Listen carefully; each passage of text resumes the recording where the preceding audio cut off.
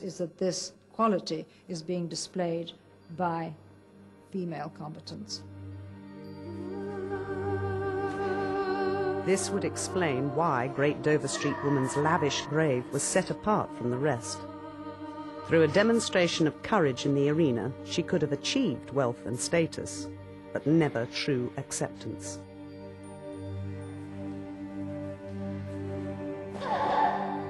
Like the male gladiators before her, the Gladiatrix had challenged the barriers of Roman society.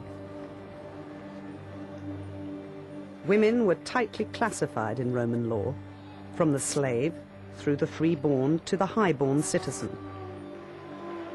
In the arena, seating was determined by status, the most important to the front, women towards the back, in inferior seats. Roman men expected women to be chaste and moral, the guardians of the home, tending to domestic duties and the children. These were virtues embodied by the Vestal Virgins, 6 incorruptible priestesses who were the only women allowed to sit close to the action. A physically powerful woman like the Gladiatrix must have been an uncomfortable thrill for Roman men. A female gladiator is a hugely paradoxical notion for Romans. The spectacle of an athletic, confident woman wielding a sword, I suppose, might well have been found exciting in all sorts of different ways for the Roman male viewer. I mean, in some ways, such a figure is perhaps embodying the worst fears of the anxious Roman male. You know, this is really what's lurking inside every apparently demure Roman female, kind of, you know, the gladiator waiting to get out.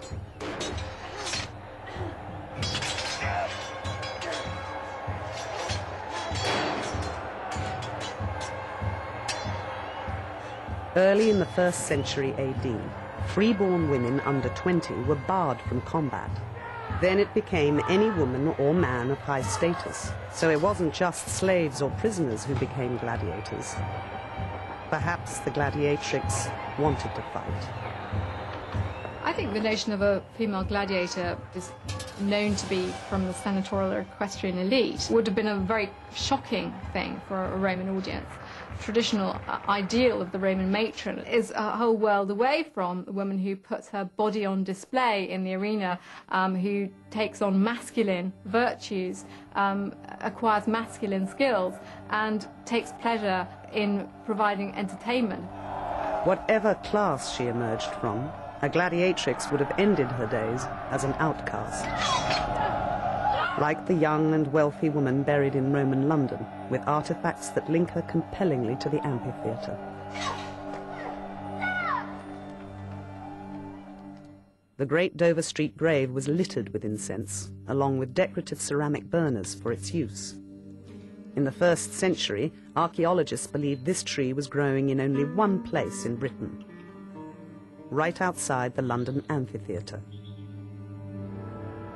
The inscription "At London in the Temple of Isis" denoted the Egyptian goddess of fertility.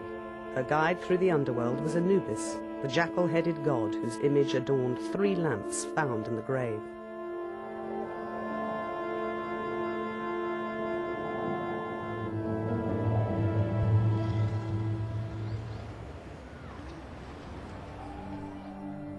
The position of her grave, the very fact that first alerted archaeologists to her story, reveals a woman who fell outside the normal boundaries of society.